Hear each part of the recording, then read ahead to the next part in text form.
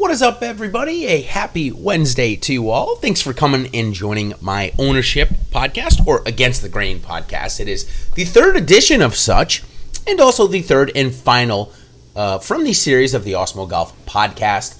We do 3 every week. Hopefully you join me for all of them. If you don't, quickly review. We have the first cut that comes out on Sunday night, Monday mornings to start off your week. It's going to give you all of the field, all of the course information, and a bunch more interesting and good stuff to get your week started. Then, of course, we have the Fit and Form podcast where I go over strokes gained, course fit, course history, and recent form. And then we cap it all off here with the Against the Grain pod. All of those pods and all of our shows are sponsored by SuperDraft. We thank them for that. The future of daily fantasy sports has arrived. Experience SuperDraft exclusive game mode multiplier, which we're going to do a segment on at the end of this. Say goodbye to salary restrictions and hello to lineup freedom. Use your fantasy sports knowledge to draft any player you want and build your very own dream team. Countless lineup possibilities let you experience daily fantasy sports the way you want. SuperDraft offers contests for PGA, NASCAR, MMA, now maybe MLB, and possibly NBA. We've got a bunch of sports coming. We deserve it. We've gone a long time without it. So, sign up for SuperDraft today using promo code Awesemo12 and claim your free $20 in Super Cash with your first deposit of $100 or more, or $10 for your first deposit of $10 or more. You're also going to get a free ticket if you are a new signed up. So download in the App Store today or play at superdraft.io. SuperDraft, no limits, more winning. Also, if you're a frequent visitor to the Wednesday night show with Ben Raz and I live before lock, we're going to be giving away 12 tickets tonight on the show. That's a over $100 value. Got to come and check it out. We'll be doing some trivia. You answer it right, and you're the first one to do so, you will get a free ticket. So good stuff there. All right, so let's dive into the Against the Grain pod, and let's first go quickly over the last week's Millionaire Maker winner. I had the strong run in 6th. But sadly, I took a couple of guys over a couple of guys I shouldn't, which cost me winning the $1 million. But here we are. Webb Simpson obviously had to be in the lineup, scoring 145 points. Dan Berger, Brooks Koepka, Abraham Ancer, Ty Hatton, and Joaquin Niemann. One of the best Millionaire Maker lineups ever assembled. It scored 743 points. It was the perfect lineup. It was the optimal lineup. It had every one of the top 1 to 5 scorers of the week. Crazy good stuff. And still stayed under 80% ownership. Even with Webb Simpson and Ty Hatton, he was able to put in Daniel Berger, Brooks Koepka, Abraham Ancer, all at 11 or 10%, and then the one dart throw of Joaquin Niemann at 2%. I mean, that is just how you do it. Speaking of ownership, last week, both Awesemo and myself had a pretty decent week. The Awesemo guys beat me this week, as I beat them the previous week. They beat me by about 4%. They had a relative to square value of 89%, where I had about 84%. And I think it's important to note how I distinguish my ownerships versus them. I go off of mine off of historical values only. I don't really put too much into current salary or anything like that. I just go off of the odds and their historicals. So sometimes you will see, for example, you will see me come very low on Webb Simpson, where they'll come a lot closer. But there are certain weeks where it really goes off of the historical ownerships versus the odds. So some weeks I'll win and some weeks they'll win, but it's not really a competition. We're just trying to see who can get the best so that we can provide the best information. So let's move on to some of the best information. Oh, I'm sorry. Before we do, I want to go into a picks review last week of my Against the Grain article. If you're not checking it out, it is free every single week. What I do is I give pretty much all of my ownerships away free, and then I break down the field, and then I give you my top Against the Grain picks. Last week, it was Bryson DeChambeau and Morikawa. DeChambeau came in 8th, Morikawa 64th, so not bad. My mid-level pick was Brooks Koepka. I told you guys that he was just too cheap. That proved to be true. And my low-level ones were Bud Cauley, who missed the cut, and Doc Redman, who came in 21st. So all in all, a pretty decent week for the article. Okay, now let's move on to this week.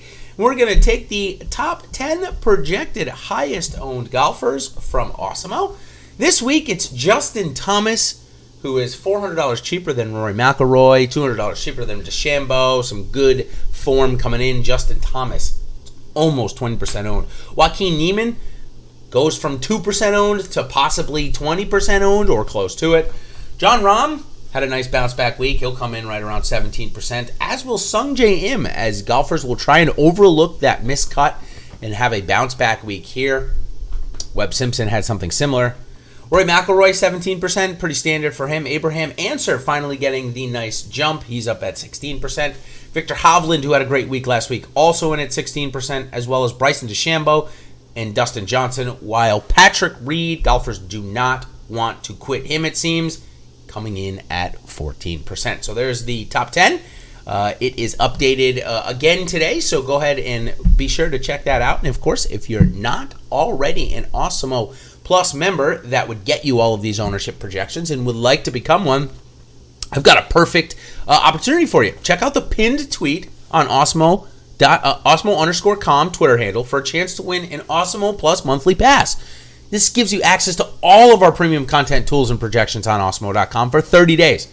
All you have to do is subscribe to the Awesemo podcast channel, leave a 5-star review with your Awesemo username or Twitter handle included. It's that easy. One lucky random winner will be announced Friday at 8 p.m. Eastern Time. Good luck to everybody. So now let's jump in to the price sections that I do here for this pod and this article. Start off with 10K. 6 golfers this week. I have a projected total ownership of just below 100 at 92 to 95%. Going to be pretty evenly spread out. As you saw, Justin Thomas is suspected to be the highest owned by Awesemo. I've got him as well as the highest owned. I have Jon Rahm second. I have Rory third. So it looks like Awesemo and I align there. I have Webb Simpson, though, coming in a little bit above Bryson DeChambeau, and most people playing everyone other than Brooks. However, I don't suspect Brooks' ownership with how good he's been playing and the course history here that is pretty decent. I don't suspect it to go below 10%, that's for sure. I don't think you'll see, even with the huge price jump of $1,400 over last week's price, I don't suspect you'll get him below 10%. However, if you're looking to go against the grain, that's probably where I at least push you to go. If you're looking to go 3x on any of these guys and don't mind having them in 50% of your lineup, you can really pick and choose. There isn't going to be overly big chalk from this price section this week.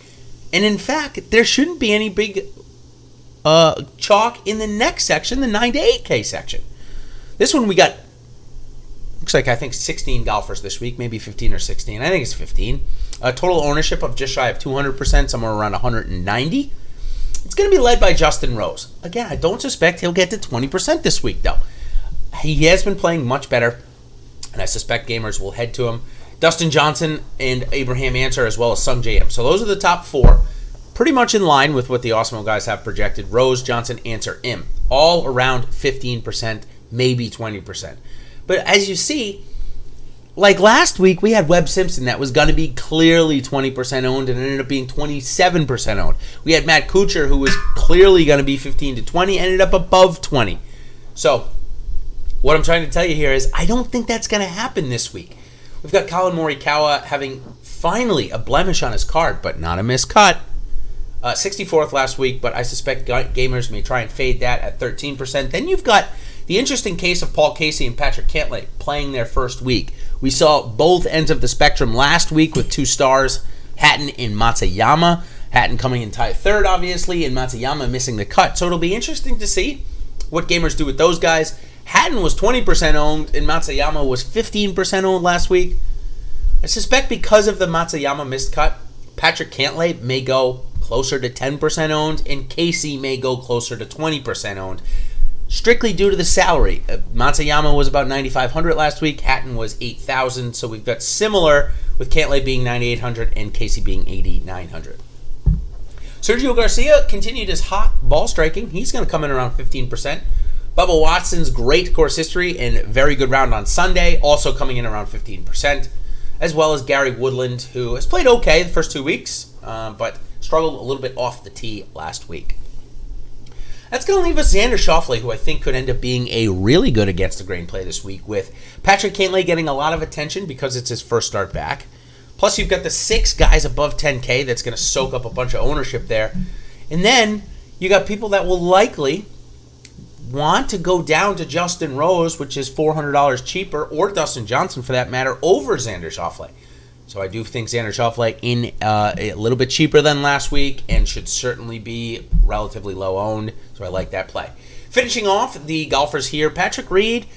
Man, I don't know why people want to own him over Jordan Spieth right now. If we're just comparing those two golfers specifically, I don't understand why you'd pick Reed over Spieth. Reed has shown over the first 2 weeks that he is only relying on his short game to get by.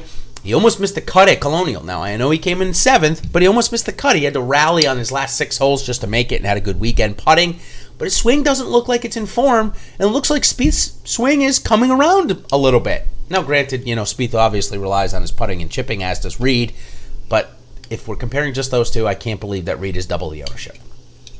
Lastly, we've got Matt Fitzpatrick and Marc Leishman. Both Matt Fitzpatrick playing pretty good golf, had every round in the 60s, so all 8 rounds has been in the 60s. He should be around 10% owned, so I think that's a good pair if you're really trying to go against the grain and get low ownership. Stacking Xander, Fitzpatrick, and Spieth certainly will give you the ability to get any type of chalk you want, especially like a guy like Joaquin Niemann as we move down to the 7K range. 43 golfers, around 170% total ownership from them. And I just mentioned Joaquin Niemann. If you're going to go and get the low-owned guys like Spieth or Schauffele or Fitzpatrick or Marc Leishman for that matter, or 2 of them, I think you can certainly get away with going Joaquin Niemann, Victor Hovland, even both of them if you like both. Those won't be the only 2 guys, though, owned above 10% in this range, as I suspect Ian Poulter, only getting a $200 price bump after playing great last week, really good, just missed out on the top 10. I suspect he'll come in close to 15% as well, along with Brian Harman, who's working off back-to-back top 10s here. He's going to come in around 15% as well. 2 other names that I can almost assure you will come around 10%, if not over this week, JT Poston and Corey Connors. Both playing good golf and both in that value section. Still plenty of other guys that'll be above 5%. Well, maybe not plenty, but I've got some names that I just can't imagine, people won't want to own at least 5%. Jason Day, Louis Oosthuizen, Billy Horschel, Ryan Palmer, and Max Homa. Also, Joel Damon. Joel Damon had a bad Sunday, but I suspect even at 7,700, at least 5% of the people will go back to him. So plenty of guys that you're going to get under 5%. Some of the lowest owned guys of the bunch, I suspect, will be Byung-Hyun Ahn, who's had 2 bad weeks. Brandon Grace, who has had a decent 2 weeks, but still people not ready to play him. Kevin Streelman, who's missed the cut both weeks. Harold Varner, 1 good week, 1 bad week. And Lucas Glover. Also, I want to throw in Mr. 58 at this golf course, Jim Furyk. Missed the cut last week, but due to his putting, which is not typical at all, he's 7,000, expected about 4% ownership. I think that might not be a bad against the grain play. All right, we'll move on to our last price section here, the deep dives, 6K. And I suspect we're going to get 3, maybe 4. Okay, I'll say at most 5 golfers, 5% owned this week or more. And the reason why we're seeing such low ownership down here is because we haven't needed to drop down here. If you look at the leaderboards, even if we take last week's leaderboard for the RBC Heritage, you're going to see that of the guys in the top 10, only Dylan Fratelli, Mike Thompson as well. Forgot about Mike Thompson. Dylan Fratelli and Mike Thompson were the only guys priced below 7,000. So 2 out of 14 guys. It's just your likelihood of getting that guy exactly right to get into the top 10, which is what you need to win the Millionaire Maker at this point. You need to have all your guys in the top 10. That's the way to do it. Now, when we go a little bit further, into the top 25, which now we're talking about helping win contests that are not the Millionaire Maker, like either higher dollar buy-ins or smaller amount of entries or single entries or 3 entry maxes. Guys last week like Eric Van Rooyen, Carlos Ortiz, Sebastian Munoz. Those guys now, Ortiz ended up shooting 73 on Sunday. But Carlos Ortiz, Sebastian Munoz, Matthew Neesmith, they certainly can help you win in some of those lower contests. So that's why you still want to take a look and try and find those guys. So speaking of them, this week, I suspect both the guys that I just mentioned, Ortiz and Munoz, to be over 5% owned. Patrick Rogers has not missed a cut here in 4 years. Also has 5 top 25s in his last 10 starts. I suspect he'll get close to 5% owned, even though he missed the cut last week. Along with Matthew Neesmith, who had all the feels last week, and certainly getting engaged on the golf course, played pretty well, and is playing pretty well for all intents and purposes. I suspect him around 5%, as well as Doc Redman. Other than that, though, even guys like Phil Mickelson, I suspect to be 2% owned. Harry Higgs, 2% owned or less. And then, of course, you've got Kevin Tway, Wyndham Clark, Bud Cauley, and Emiliano Grillo all around 1%. So that goes through a lot of the field, or at least a lot of the pricing sections and some of the higher-owned plays and some of the pivots that I like for this week. Of course, if you're looking for more information, check out the Against the Grain article, live and free on the Awesemo site right now. So, of course, follow us on Twitter and check out the pinned tweet. Of course, we already talked about the free giveaway we're giving for the Awesemo monthly pass. Of course, like and subscribe to the channel. We always very much appreciate that. All right, so let's do a quick couple of minutes here on SuperDraft, our sponsor of the show, in their multiplier segment. Last week, Brian Harmon was almost a must-own at 45% owned, though. So we're going to try and find some of those high-owned multipliers that maybe we can hope to fade and have 40% of the lineups have only 5 of 6. Some of those higher-owned ones I suspect this week, Mark Hubbard in at 1.6x on the multiplier. I suspect he'll be really heavily targeted after playing pretty good the first couple of weeks. Max Homa, another one, he's checking in at 1.55x. I suspect with him being a recent winner that a couple of gamers, more than a couple of gamers, will look his way.